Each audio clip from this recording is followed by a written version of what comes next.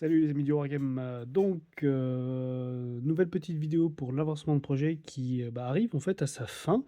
Il va juste me rester quelques petits détails au niveau de l'étendard, voilà. Je vais vous présenter ça dans son ensemble. Alors,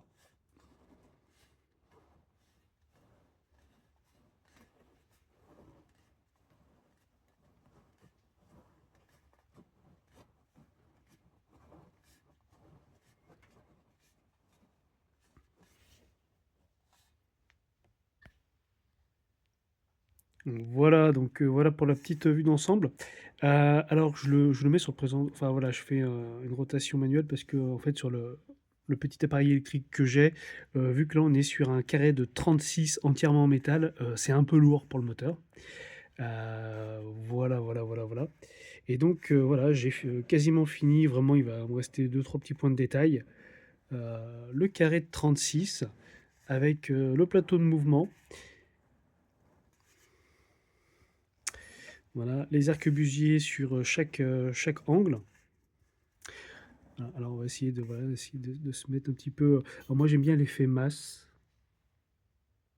Là, quand voilà, on essaie de se mettre au niveau de. Voilà, le grand étendard, comme toujours. J'adore les grands étendards. Toujours, voilà, alors là, c'est un opercule de crème dessert. Vu que c'est de l'aluminium, mais un petit peu plus épais, et bah, c'est encore mieux que de la feuille d'aluminium. Ça, c'était vraiment pas mal, parce que du coup, l'ondulation, ensuite, je vais venir coller avec de la colle blanche, et ensuite, je vais marquer une ondulation avec des gros pinceaux, en fait, les manches, des gros pinceaux, je vais venir faire la courbure avec, tout simplement, je vais venir appuyer le drapeau, et vu que la feuille d'aluminium, ces opercules de crème dessert, est beaucoup plus épaisse, du coup, elle prend tout de suite la forme. Ça prend quelques secondes et on a une jolie ondulation. Voilà. Puis ensuite, tu as peut-être après des pinceaux un peu plus fins pour faire des ondulations plus courtes. Voilà, moi, c'est ma technique.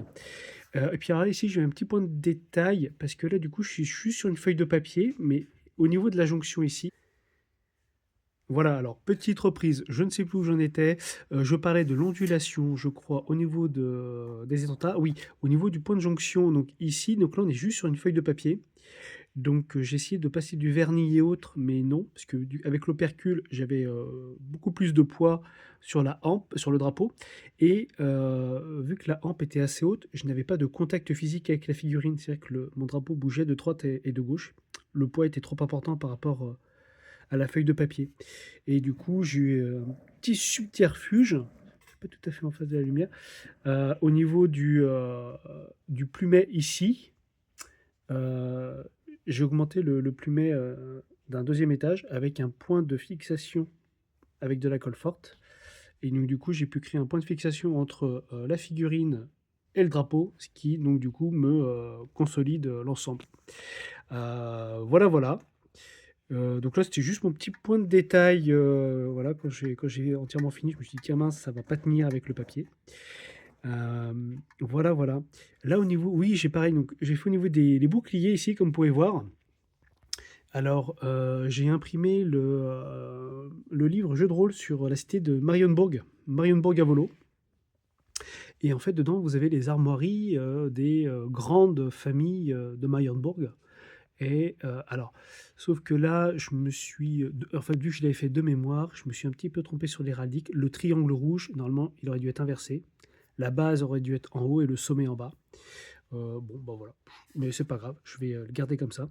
Et donc, du coup, mais je pense que je referai, parce que j'ai encore d'autres régiments d'infanterie pour Mayenbourg.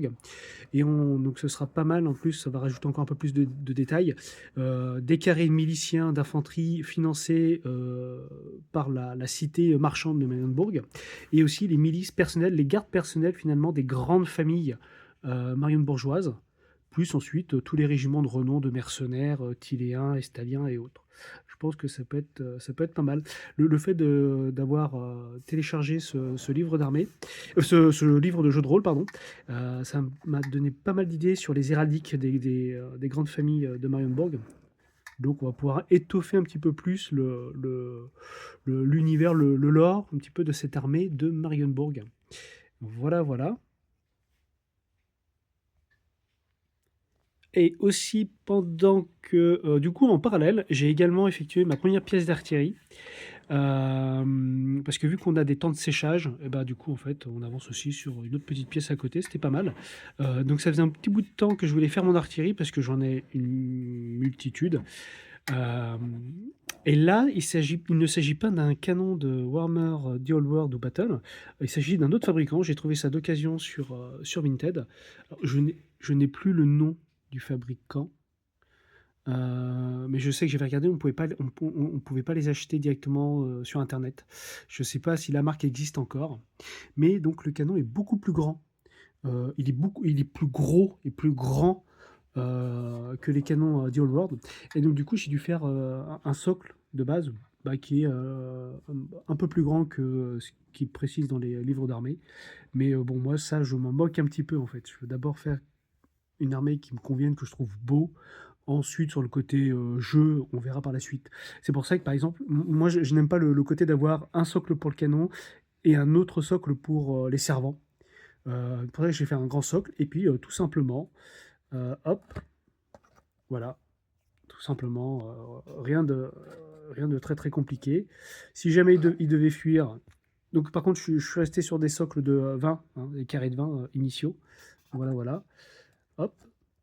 Donc j'ai fait des petits emplacements pour les servants. Donc on a quand même un effet diorama.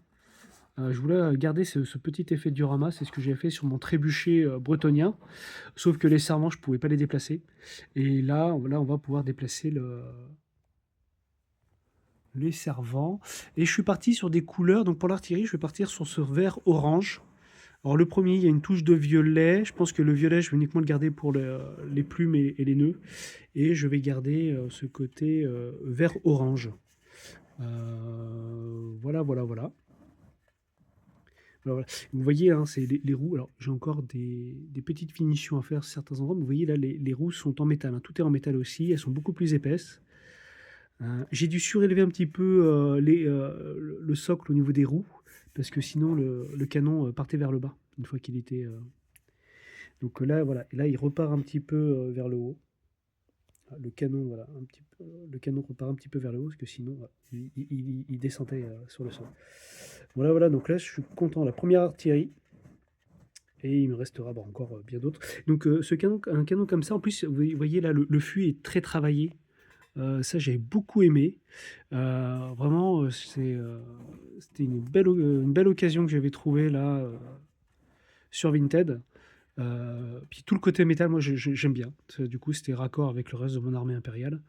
Donc j'en ai un deuxième aussi également. Donc on le verra la prochaine fois, mais il est différent. C'est la même taille, les mêmes proportions, mais au niveau les finitions, enfin le travail sur le fût est différent. Donc c'est vraiment, ça va donner un petit cachet très Renaissance. Finalement, c'est ça que je trouve vraiment très chouette.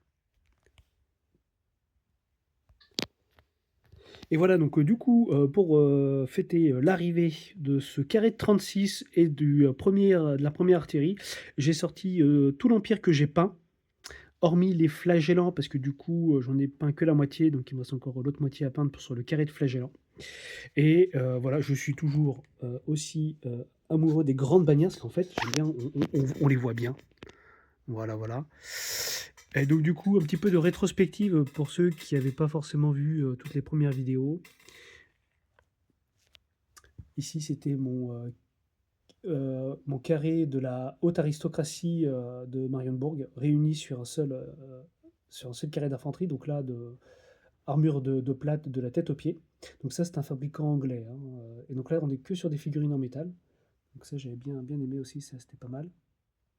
Et ensuite, voilà, du plastique de Warhammer, les anciennes gammes plastiques d'Earlworld, escorteurs et pistoliers, hop, la cavalerie de mort, mon carré de mercenaires que je n'ai toujours pas floqué au niveau des socles, il faut que je le fasse, absolument.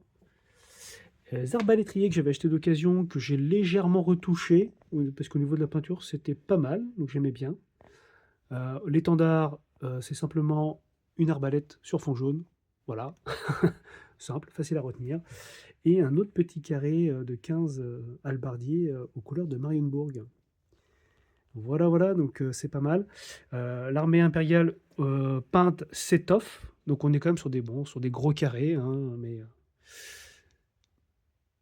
voilà, voilà. Moi j'aime bien, et il me reste encore beaucoup, beaucoup à peindre. Il me reste encore beaucoup, beaucoup à peindre. Et voilà, donc là, on va finir sur mes derniers colis qui sont arrivés. Ce que j'avais commandé il y a quelques temps sur la marque Zelzar. Je ne sais pas si vous connaissez, hein. Ils font de l'impression 3D. Et j'avais encore jamais acheté de figurine chez eux. Donc là, je me suis lancé. Et donc là c'est un Halfling du Moot. Et en fait, une petite équipe de Mordheim, de Halfelins. Euh, je dois dire que bah, la qualité, enfin voilà, je vous laisse regarder. Il y a beaucoup de détails.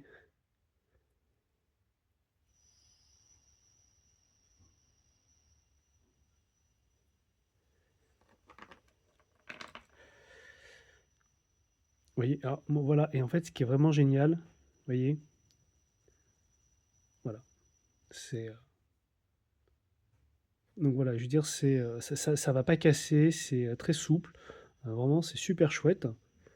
Alors, par contre, dans l'univers de Mordheim, avec des grandes piques comme ça va être un peu compliqué.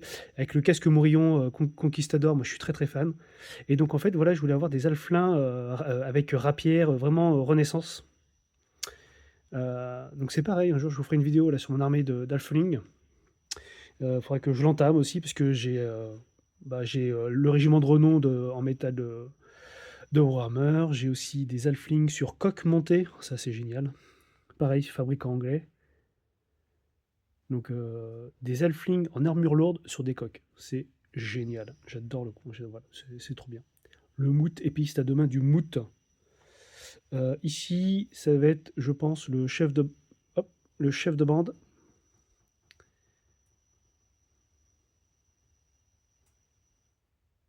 Alors, hop. Alors vraiment, je suis impressionné par la qualité. En plus, bon, il y a le côté, pas de montage, du coup, bon, moins de parce que le montage fait partie aussi du plaisir du modéliste, mais en même temps, on gagne du temps, donc il n'y a pas de plus ou de moins, hein, c'est en fonction de ce qu'on préfère. L'avantage aussi là-dessus, c'est qu'il n'y a pas de montage, donc c'est très rapide. On passe aussi compagnie de nains impériaux. Ça aussi, j'en voulais pour je voulais un régiment comme ça pour mon cité de Marienbourg, d'avoir un régiment de, parce que voilà, Marienbourg est une cité multiple en fait finalement, et il me faudra aussi pareil, il me faudra des elfes des mers également. Euh, Soit des gardes maritimes, soit chez Zelda, il y a aussi également des régiments d'elfes, des marins elfes qui pourront faire l'affaire, vu qu'il y a un quartier elfique dans la cité. Et je voulais aussi avoir un régiment de nains impériaux. Donc vous voyez, on est vraiment sur la tenue Renaissance, tout simplement, avec des dwarfs. Alors, par contre, voilà, c'est un régiment de piquiers, donc c'est pas mal parce que du coup, on a vraiment les postures sont plus historiques. Hein, voilà, on a vraiment la pique en haut. Voilà, voilà. Donc ça, c'est pareil, il faudra faire, je pense, il y aura une adaptation à effectuer sur le plateau de mouvement, parce que si un régiment doit arriver au contact du régiment de piquier, il y aura un petit problème. Donc il faudra faire une sorte de terre-plein sur le premier rang, pour gagner un petit peu puis s'adapter au niveau de la partie, mais bon, ça, ce sera par la suite. Voilà, voilà, donc ça aussi, la qualité est vraiment, vraiment sympa. Les lances sont très souples. Vraiment, vraiment, vraiment, je trouve ça super chouette. Alors, c'est pas spécialement moins cher que Warhammer Battle, finalement, que The Old World. Hein, c'est peut-être un tout petit peu moins cher, mais par contre, ça permet de gagner, bah, déjà de pouvoir avoir des unités un petit peu uniques, comme des nains en tenue Renaissance, en tenue impériale. Il y a aussi également sur Zelzar, j'ai vraiment adoré, une armée bretonienne mort-vivant, hein, pour le Moussillon. hein, c'est pour le duché de Moussillon. Donc ça, vraiment, ça c'est génial et je pense qu'ils ont très bien fait. Ils font aussi tous les régiments de renom. Il y a aussi la patrouille fluviale de l'Empire, il y a les boucaniers de Marienbourg également. Donc en fait, ils font très bien, ils font toutes les unités légendaires de renom qui existent dans le jeu Total War Warhammer Battle, mais qui n'existent pas en termes de figurines.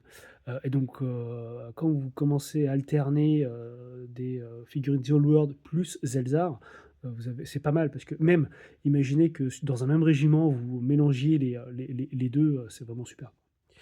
Donc, non, non, Zelzar, franchement, je vous le conseille. J'ai trouvé ça vraiment superbe.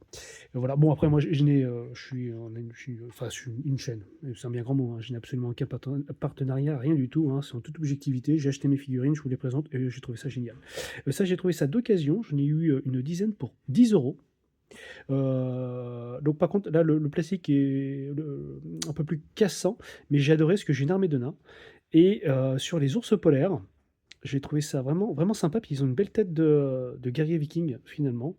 Et donc ça va aller dans mon armée de nains. Je vous ferai aussi un jour une présentation un petit peu comme j'ai fait pour les contes vampires de mon armée naine. Et donc ça, j'ai trouvé ça génial. Donc à jouer, c'est très simple, hein. Vous mettez en unité alliée de la cavalerie lourde de l'Empire, tout simplement. Et vous mettez ces figurines-là à la place. Voilà. Et donc sur Ours Polaire, je trouvais ça génial parce que du coup, on peut imaginer qu'ils viennent de la Norska. Et vraiment, j'ai trouvé vraiment très joli. Vraiment, vraiment chouette figurine. Voilà, voilà. Donc, et puis il y a le prix, voilà, avec une petite négociation, j'ai gagné 5 euros. Et j'en ai eu une dizaine. Donc, voilà. Donc, dernière acquisition pour mon armée naine.